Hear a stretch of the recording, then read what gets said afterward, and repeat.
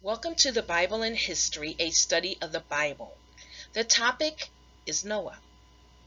Traditional teaching says Noah is the father of all people, all humanity. But what if Noah is the ancestor of certain native tribes of Asian and African descent? In this study, we're going to take a look at the name Noah and its African and Asian origins. The word transliteration is a process that invaders of ancient Africa used when they rewrote ancient African text by using their own alphabet so they could understand and pronounce the words in the story. It's when a sound, a symbol, or a letter is translated into a foreign alphabet, but it's not supposed to change the sound of the word.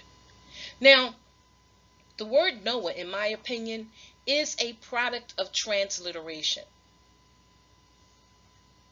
Something that was intended to help the foreigner say the word, understand the word. And if you look at the Hebrew Bibles, right, you're going to see Noah in this form as Noach. CH is a K sound. But how did we go from Noach to Noah? I'll tell you. The Greeks, when they came into Africa, for some reason, there were Jewish scholars there. Okay? And we're talking about after the Old Testament. Between the texts, the Greeks rose up, they came to power, they became the pharaohs. They became the first non-native pharaohs.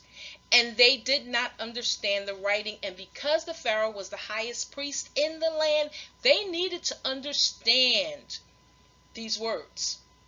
Okay? After the Jewish scholars translated this ancient text into the language of the Greeks, the Romans come in. And now the emperor is now the pharaoh. Okay? And now we're dealing with this Noah because the Romans used the H symbol for the K sound. So, in the Hebrew Bibles, you're going to see Noach. That apparently is the original sound. It's an N and it's a K sound. Now we're moving on because we're now looking at why we're saying Noah. We're saying Noah because after the Romans lost their power, then the English came into that information. And they begin to read it and they use the word Noah.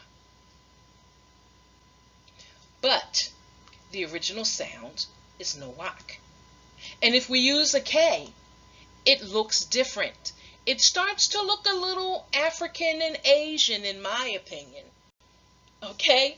And then the word takes on a different tone, in my opinion, because it's now looking more African and Asiatic. And then it becomes tangible to the ancient world. It becomes associated to the people of the two continents, which is the setting of the Bible, Africa and Asia. So what do we do now?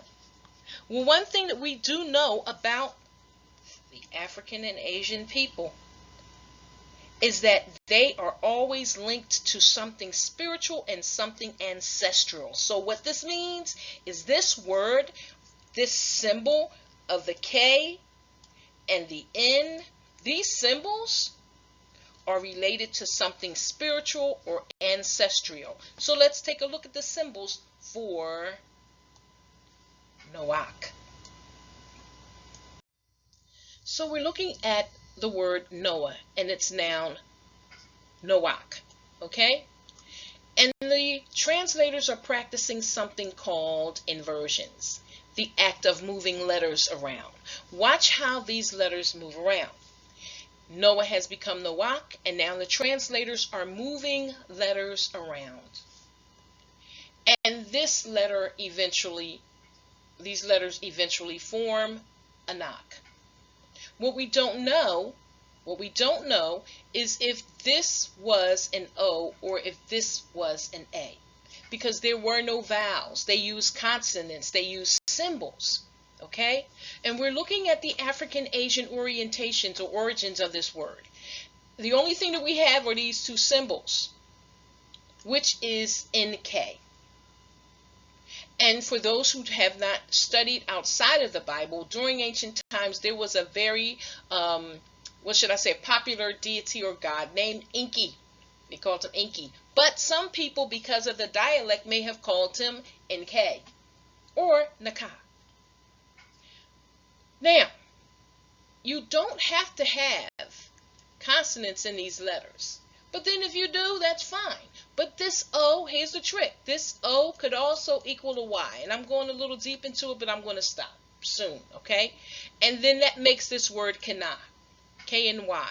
And you can look at this and try to put it in your own, have some fun with it. Put your own vowels in there and see what you come up with. But according to ancient traditions, this spirit right here would be in the names of the people.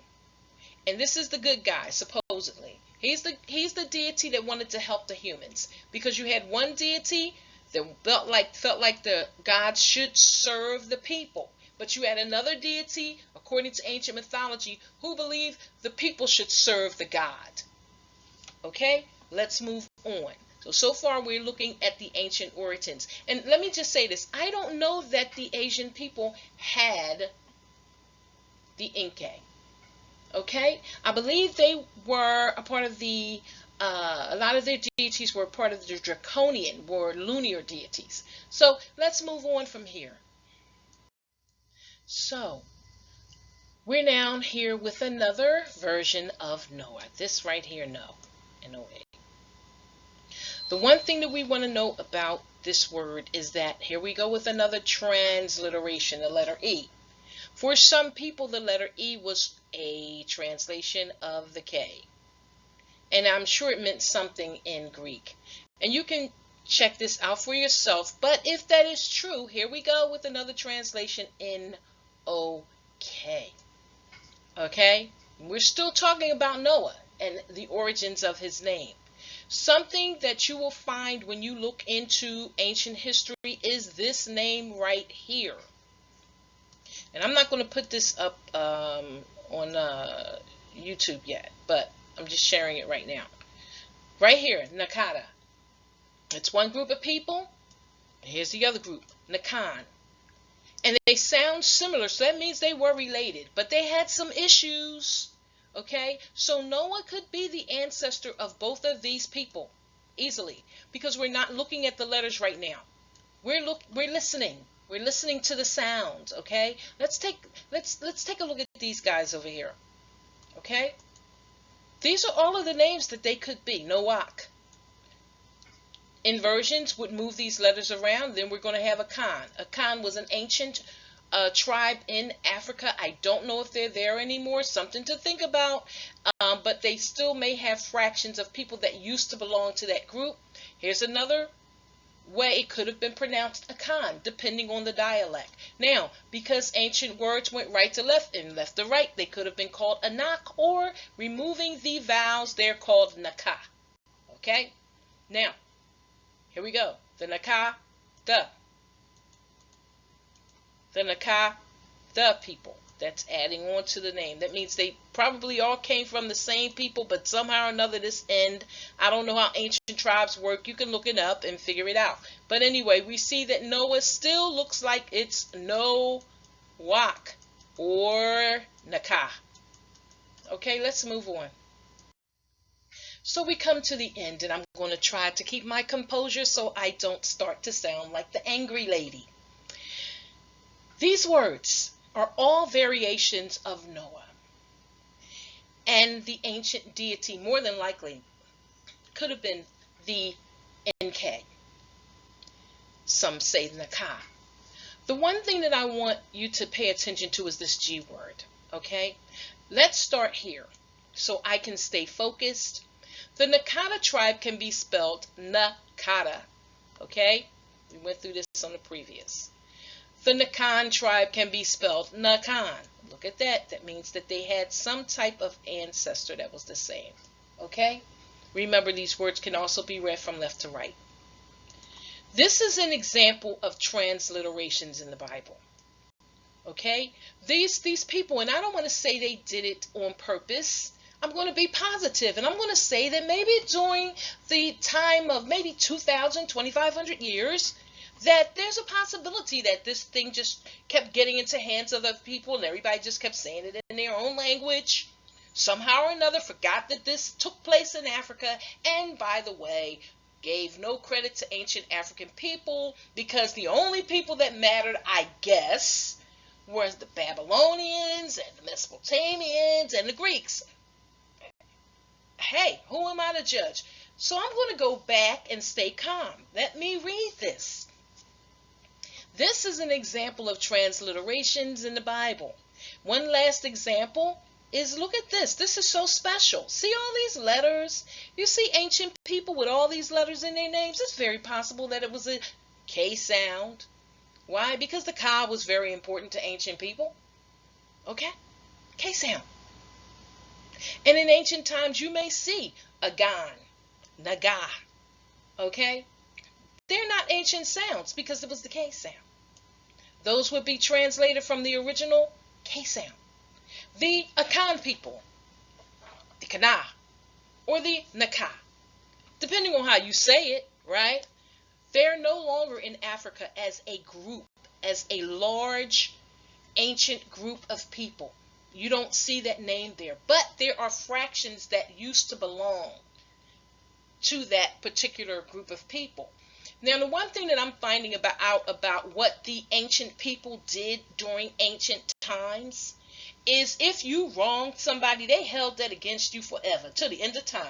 For those familiar with the Hatfields and the McCoys, them folks was mad for years, and after a while, everybody forgot what they were mad about. And sometimes in ancient times, they were bringing a whole group of people to replace you. They will be the imposters. And then down through the years, they don't even know that they're not the people who were originally there. They have no clue. Kind of like what's going on in the United States. There are some people who have no idea that they were not originally there. But let's move on. So, when we look at the word Noah, it is Noach, or it is Naka, or it is Akan, or it is Akan, depending on how you say it. This name is of African, possibly Asiatic origins. Thank you for listening.